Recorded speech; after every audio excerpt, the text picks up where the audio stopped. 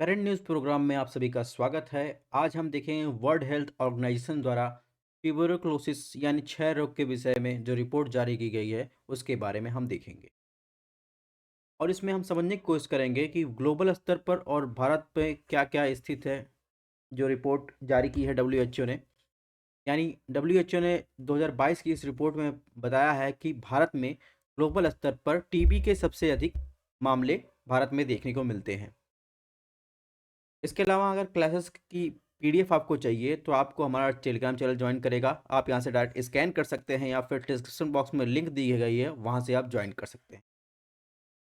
ध्यान रखिएगा, study on UPSC पर सिर्फ करंट अफेयर की क्लास चलती हैं। स्टडी ऑन आईएएस पर आपको आरओ एआरओ या जितनी भी क्लासेस चलती हैं सब स्टडी ऑन आईएएस पर चलती है। यानी हमारे 2 चैनल है, आप दोनों चैनल सब्सक्राइब कर सकते हैं।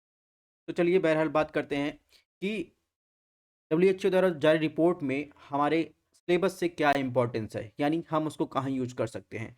तो प्रीलिम्स की बात करें तो ग्लोबल टीबी रिपोर्ट 2023 और टीबी के बारे में, COVID 19 multi drugs resistant TB यानी एमडीआर टीबी के बारे में, कोविड 19 और इसके अलावा United Nation, WHO, universal health coverage, इन सब का यूज हम प्रीलिम्स के संदर्भ में देख सकते हैं। मेंस के लिए कैसे इंपॉर्टेंट है, मेंस की बात करें तो विश्व क्षय रोग रिपोर्ट 2023 केंद्र और राज्यों द्वारा आबादी के सुभेद वर्गों के लिए कल्याणकारी योजना और इन योजनाओं को प्रदर्शन के बारे में हम समझ सकते हैं। बात करें ये चर्चा में क्यों है, जैसा कि हमने बताया कि हाल ही में डब्ल्यूएचओ ने विश्व क्षय रोग रिपोर्ट 2023 जारी की है, जिसमें 2022 में विश्व भर में क्षय रोग के कारण अर्थव्यवस्था पर पड़ने वाले प्रभाव को उजागर किया है। डब्ल्यूएचओ ने इसमें बताया है कि विश्व भर में क्षय रोग के सर्वाधिक मामले, लगभग 2.8 मिलियन टीबी के मामले भारत में पाए गए थे और ये क्षय रोग के मामले के कारण अर्थव्यवस्था पर ये पड़ने वाले जो ग्लोबल बोझ का 27% है। अब बात करेंगे विश्व क्षय रिपोर्ट 2023 के मुख्य निष्कर्ष क्या-क्या निकाले गए हैं। तो रिपोर्ट के अनुसार देखेंगे तो पहला निष्कर्ष है क्षय रोग का बोझ, यानी कोविड 19 के बाद 2022 में विश्व भर में होने वाली मौतों का दूसरा प्रमुख कारण क्षय रोग यानी टीबी है।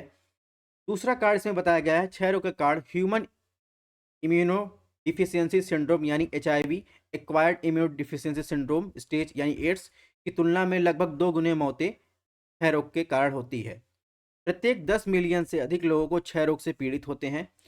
बात करें 2022 में विश्व में कुल मामलों में क्षय रोग से प्रभावित होने वाले शीर्ष 30 देशों की सामूहिक भागीदारी लगभग 87% थी।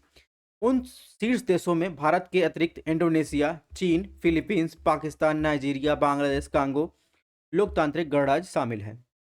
दूसरे निष्कर्ष की बात करें तो क्षय रोग निदान में वृद्धि, इसमें बताया गया है कि 2022 में वैश्विक स्तर पर 7.5 मिलियन टीबी पीड़ित लोगों को निदान किया गया है, यानी उपचार किया गया है, जो 1995 के डब्ल्यूएचओ के द्वारा वैश्विक टीबी निगरानी शुरू करने के बाद दर्ज किया गया सबसे बड़ा आंकड़ा था।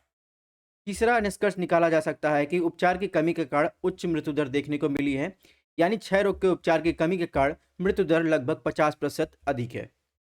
दूसरा निष्कर्ष इसी में बात करें तो हालांकि वर्तमान में डब्ल्यूएचओ द्वारा जो अनुशासित उपचार है, यानी जो दवा है क्षय रोधी दवा 4 से 6 महीने का कोर्स होता है, उससे क्षय रोग से पीड़ित लगभग 85% लोग स्वास्थ्य में सुधार किया जा सकता है। नेक्स्ट निष्कर्ष की बात करें तो टीबी निदान एवं उपचार वैश्विक पुनर्प्राप्त की बात करें तो 2 वर्षों में कोविड 19 संबंधी व्यवधानों के बाद 2022 में टीबी से पीड़ित उपचार किए गए लोगों की संख्या में सकारात्मक वैश्विक सुधार हुआ है।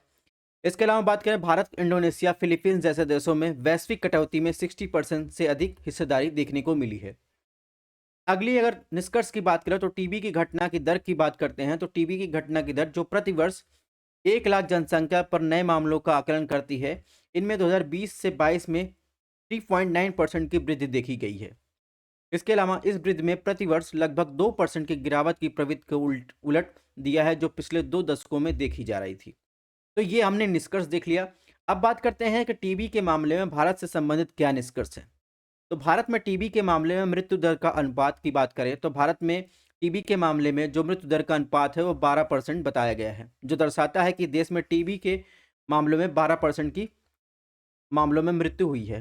रिपोर्ट का अनुमान लगाया गया है 2022 में भारत में टीबी से संबंधित 3,42,000 लोगों की मृत्यु हुई है, जिनमें एचआईवी निगेटिव व्यक्तियों में 3,31,000 तथा एचआईवी वाले व्यक्तियों में 11,000 लोग शामिल थे। मल्टी ड्रग्स रेजिस्टेंट टीबी यानी एमडीआर टीबी की बात करें तो भारत में वर्ष 2022 में मल्टी ड्रग रेजिस्टेंट टीबी, जिसे एमडीआर टीबी कहते हैं, 1.1 लाख मामले दर्ज किए गए, जो सार्वजनिक स्वास्थ्य संकट के रूप में एमडीआर टीबी की निरंतर चुनौती प्रदर्शित करते हैं। तो यह बात हो गई भारत के मामले में। अब बात करते हैं कि रिपोर्ट में सिफारिशें क्या क्या की गई हैं। तो इस रिपोर्ट में पहली सिफारिश की बात करें तो वर्ष 2000 सॉरी तो पहली सिफारिश की बात करें वर्ष 2030 तक ग्लोबल टीबी महामारी को समाप्त करने के लिए तत्काल कार्रवाई की आवश्यकता पर बल डाला गया है, जो यूएन और डब्ल्यूएचओ के सभी सदस्य राष्ट्रों द्वारा अपनाया गया एक लक्ष्य है। दूसरे सिफारिश की बात करें तो सार्वभौमिक स्वास्थ्य देखभाल यानी यूनिवर्सल हेल्थ कवरेज क्या सुनिश्चित करने के लिए आवश्यक है कि जिन सभी लोगों को टीबी रोग या संक्रमण के इलाज की आवश्यकता है, वे इन उपचारों तक उनकी पहुंच सुनिश्चित हो सके। तीसरे निष्कर्ष की बात करें, गरीबी, अल्पोषण, एचआईवी संक्रमण, धूम्रपान, मधुमेह से ग्रसित टीबी के संभावित निर्धारकों को रोगों से बचाव के लिए बहुक्षेत्रीय कार्रवाई की भी आवश्यकता है, ताकि टीबी के रोगों से होने वाले जो मृत्यु है उनकी कम की जा सके। नेक्स्ट बात करेंगे ट्यूबरकुलोसिस के बारे में, यानी टीबी या क्षय रोग के बारे में। तो ये है क्या? तो यह क्षय रोग की बात करें तो माइक्रोबैक्टीरियम ट्यूबरकुलोसिस के कारण होने वाला एक संक्रमण है। यह व्यावहारिक रूप से शरीर के किसी भी अंग को प्रभावित कर सकता है। इनमें सबसे आम है फेफड़े, फुफ्फुस यानी फेफड़े के चारों ओर जो परत पाई जाती है, लिम्फ नोड्स, आंत, रीढ़, मस्तिष्क। ट्रांसमिशन की बात करें यानी कैसे फैलता है, तो यह एक वायवीय संक्रमण है, यानी हवा द्वारा फैलता है, जो संक्रमित व्यक्ति के निकट संपर्क में आने से फैलता है, विशेषकर खराब वेंटिलेशन वाले घनी आबादी वाले स्थानों में। लक्षण की बात करें तो टीबी के समान लक्षण है बलगम वाली खांसी, कभी कभी खून आना, सीने में दर्द, कमजोरी, वजन कम होना, बुखार तथा रात में पसीना आना। इलाज की बात करें तो वर्तमान में टीबी का एक इलाज योग्य उपचारात्मक बीमारी है। इसका इलाज 4 रोगाणुरोधी दवाओं के 6 महीने के मानक पाठ्यक्रम के साथ किया जाता है, जिसके तहत एक स्वास्थ्यकर्ता या प्रशिक्षित स्वयंसेवक द्वारा रोगी की जानकारी, पर्यवेक्षण, सहायता प्रदान की जाती है। इसके अलावा बात करें इलाज में, तो टीबी रोधी दवाओं का उपयोग दशकों से किया जा रहा है। सर्वेक्षण में किए गए प्रत्येक देश में एक या अधिक दवाओं के प्रतिरोधी उपभेदों का दस्तावेजीकरण किया गया है। अब बात करेंगे एमडीआर टीबी की, यानी बहुऔषधि रोग रोधी क्षय रोग।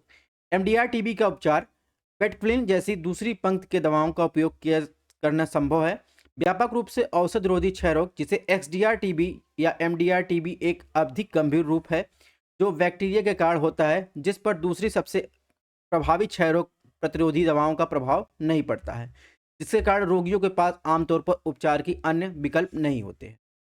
यह बैक्टीरिया के कारण होने वाला टीबी एक का रूप है जिस पर आइसोनिजलिन और रेफिनस जैसे सबसे प्रभावशाली क्षय रोग प्रतिरोधी औषधियों का असर नहीं होता है। कहने का मतलब है एक्सडीआर टीबी एमडीआर टीबी से ज़्यादा खतरनाक है। ठीक है, बात करें टीबी से निपटने हो तो क्या पहले किए हैं, तो ग्लोबल लेवल की सबसे पहले बात करें तो विश्व स्वास्थ्य संगठन ने global fund on stop TB partnership के साथ एक संयुक्त पहल फाइंड ट्रीट ऑल यानी हैशटैग इन टीबी की शुरुआत की है।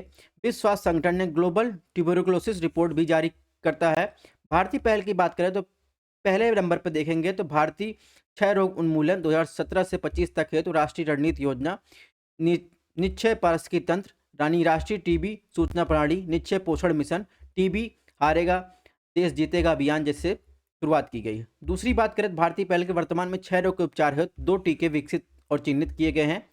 पहला टीका है वीपीएम वैक्सीन प्रोजेक्ट मैनेजमेंट 1002 और एमआईपी माइक्रोबैक्टीरियम इंडिकस प्राणी। ये टीके वर्तमान में दैनिक परीक्षण के चरण में 3 से गुजर रहे हैं। नेक्स्ट बात करें तो 2018 में निश्चय पोषण अभियान शुरू किया गया, जिसका उद्देश्य पोषण संबंधी जरूरतों के लिए प्रति माह 500 रुपये प्रत्यक्ष यानी डीबीटी के माध्यम से डायरेक्ट जो है क्षय रोगों को सहायता प्रदान किया जाएगा। तो ये हमने टीबी के बारे में, टीबी है क्या, कौन सी टीबी ज़्यादा सीरियस है, पहले क्या है, इन सब के बारे में समझ लिया। तो थैंक्स फॉर वाचिंग। ध्यान रखिएगा, करंट अफेयर क्लासेस सिर्फ हमारे स्टडी ऑन यूपीएससी पर चलेगी। स्टडी ऑन आईएएस पर आपको RO, ARO, UP PCS, UPSC की जितनी क्लासेस रहेंगी वहाँ पर चलेंगी। ठीक है, अगर आपको करंट अफेयर देखना है तो हमारा चैनल सब्सक्राइब करना पड़ेगा। पीडीएफ के लिए आप हमारा टेलीग्राम चैनल ज्वाइन कर सकते हैं। तो मिलते हैं नेक्स्ट करंट अफेयर न्यूज़ के साथ, तब तक आप लोग अपनी हेल्थ का ध्यान रखिएगा।